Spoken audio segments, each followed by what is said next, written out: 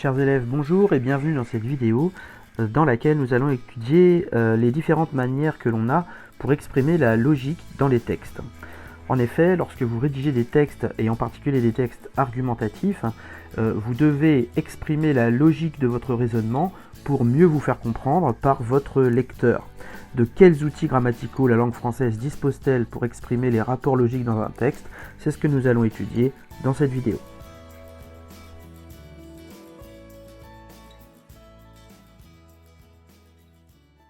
En français, nous avons principalement 4 possibilités pour organiser la logique d'un texte.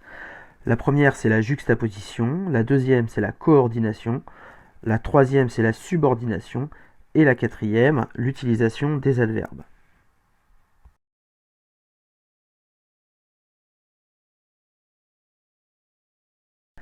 Alors, je vous donne ici un certain nombre de définitions, et nous verrons des exemples tout au long de la vidéo par la suite. Donc la juxtaposition, c'est lorsqu'on trouve uniquement un signe de ponctuation entre les deux propositions. Ce signe de ponctuation peut être un point, deux points, un point virgule, un point d'exclamation, etc. La coordination, c'est lorsque l'on trouve une conjonction de coordination entre les deux propositions, et vous connaissez les conjonctions de coordination, mais, ou, et, donc, or, ni, car. Il est à noter que lorsque l'on veut écrire dans un langage châtié, un langage très correct, on évite d'utiliser les conjonctions de coordination en début de phrase. La subordination, ce sont en réalité les propositions subordonnées circonstancielles. Donc on trouve une conjonction de subordination qui introduit la proposition subordonnée circonstancielle. Nous en verrons des exemples tout au long de cette vidéo. Et enfin, les adverbes, ils permettent d'assurer la connexion logique entre les phrases, c'est-à-dire lorsque l'on a une ponctuation forte ou une ponctuation semi-forte comme le point-virgule.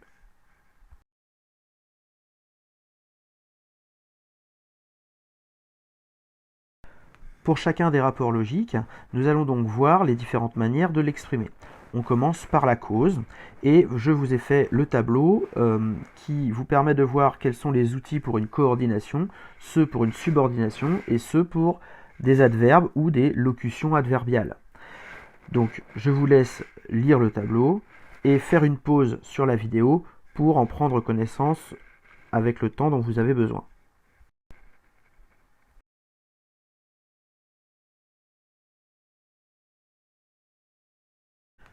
Observons maintenant des exemples d'utilisation de ces différents outils.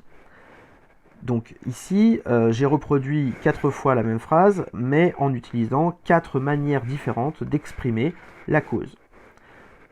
Exemple 1, je prends mon parapluie, il pleut. Il pleut est la cause du fait que je prenne mon parapluie. Donc, entre je prends mon parapluie et il pleut, dans ce premier exemple, on a 2 points. Il s'agit d'une juxtaposition. On peut vous demander de remplacer cette juxtaposition par une coordination. Dans ce cas-là, on obtient l'exemple 2. Je prends mon parapluie car il pleut. Le mot car est une conjonction de coordination. On a donc ici l'utilisation de la coordination. Dans le troisième exemple, on a remplacé car par parce que. Parce que est une conjonction de subordination, comme vous l'avez vu dans le tableau précédent. La phrase « je prends mon parapluie parce qu'il pleut » est donc une phrase qui utilise la subordination avec une proposition subordonnée circonstancielle de cause, que l'on pourrait d'ailleurs remplacer par un complément circonstanciel de cause « je prends mon parapluie à cause de la pluie ».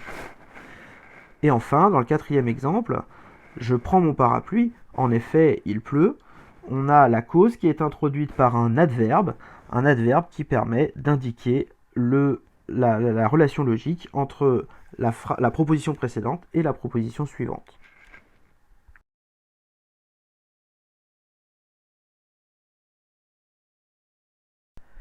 Je vous laisse observer le tableau des outils disponibles pour l'expression de la conséquence.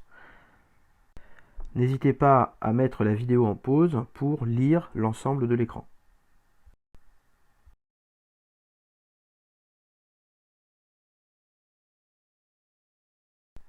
Et je vous donne 4 exemples d'expression de la conséquence. Il pleut, je prends mon parapluie, exemple 1. Je prends mon parapluie est la conséquence de il pleut. Ici, dans cet exemple, on a 2 points. Il s'agit donc d'une juxtaposition. Il pleut, je prends mon parapluie. On peut remplacer cette juxtaposition, on peut remplacer les 2 points par une conjonction de coordination. Il pleut, donc je prends mon parapluie. Expression de la conséquence par une coordination. On peut également le remplacer par une conjonction de subordination. Il pleut, si bien que je prends mon parapluie. D'accord? Si bien que est une locution conjonctive qui introduit une proposition circonstancielle de conséquence.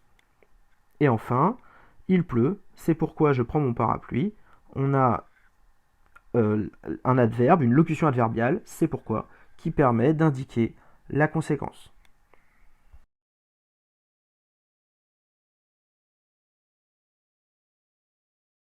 Voyons maintenant l'opposition et la concession.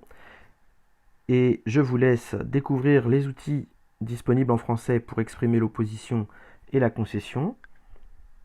J'en profite pour vous faire remarquer que c'est un lien logique qui est extrêmement important lorsque l'on veut nuancer un propos argumentatif. On a donc tout à fait intérêt à retenir ces outils.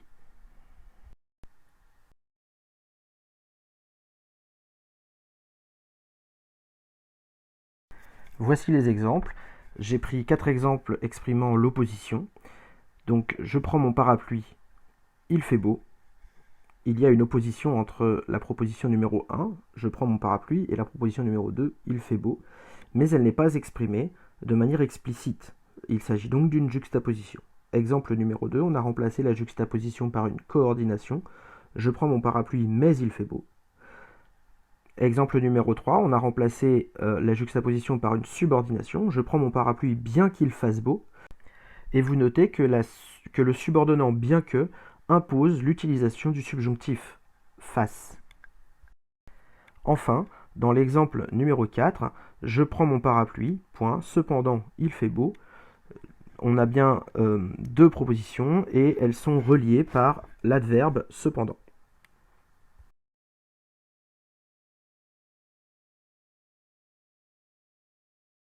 Pour l'addition, l'exemple, vous remarquez qu'il n'y a pas de possibilité de subordination. On peut donc utiliser des adverbes et il est particulièrement utile dans les rédactions argumentatives d'utiliser des adverbes. Sinon, on a l'impression que vous enchaînez des idées sans aucun lien entre elles. On a l'impression que vous passez du coq à l'âne et c'est difficile à comprendre. Il est donc fortement recommandé d'utiliser les adverbes parmi ceux que vous avez là, mais qui, bien sûr, ne constituent pas une liste exhaustive.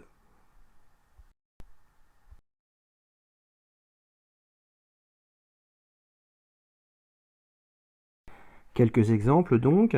Tout d'abord avec une juxtaposition, je prends mon parapluie, j'emporte mes bottes. Ensuite avec une coordination, je prends mon parapluie et j'emporte mes bottes. Je ne peux pas faire de subordination. Et enfin avec l'utilisation d'une locution adverbiale, je prends mon parapluie, de plus j'emporte mes bottes. On voit d'ailleurs que dans cet exemple très simple, la phrase numéro 4, par exemple, semble bien plus élaborée que la phrase numéro 1, simplement en ayant ajouté la locution adverbiale de plus.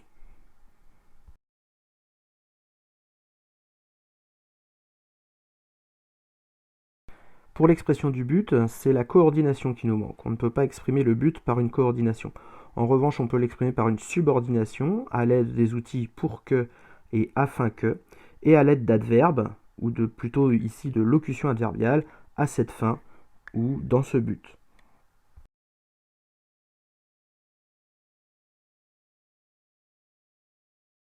Quelques exemples. Je prends mon parapluie, je souhaite que mon fils puisse se protéger des intempéries. Voilà une juxtaposition. Je ne peux pas vous montrer de coordination. Pour la subordination, je prends mon parapluie afin que mon fils puisse se protéger des intempéries. Vous voyez que pour le but, comme tout à l'heure pour l'opposition, la conjonction de subordination afin que nous oblige à utiliser puisse, c'est-à-dire un subjonctif. Et enfin, l'utilisation d'une locution adverbiale. Je souhaite que mon fils puisse se protéger des intempéries. Dans ce but, je prends mon parapluie. à noter que dans ce dernier exemple, le but est exprimé dans la première des deux propositions. Et donc on voit bien que l'utilisation des outils dépend de ce que vous souhaitez mettre en valeur. Si vous souhaitez mettre en valeur le but, eh bien vous utilisez la solution 4. Et si vous souhaitez mettre en valeur la manière dont vous allez atteindre ce but, vous pouvez utiliser la solution 1 ou la solution 3.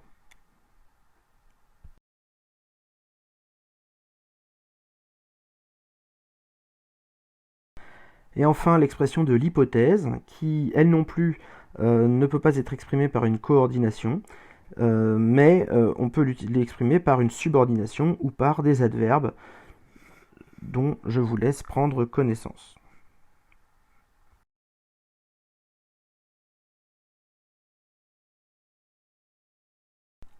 Quelques exemples.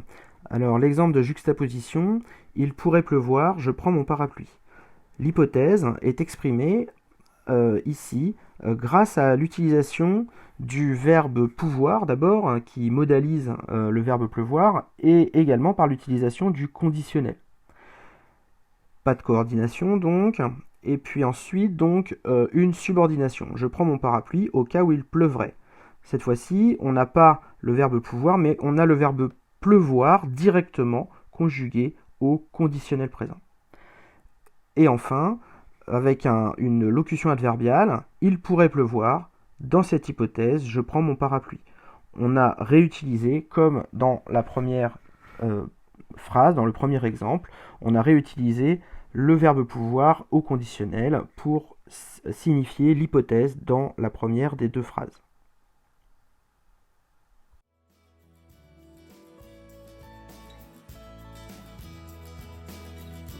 Voilà, c'est la fin de cette vidéo, j'espère qu'elle était compréhensible.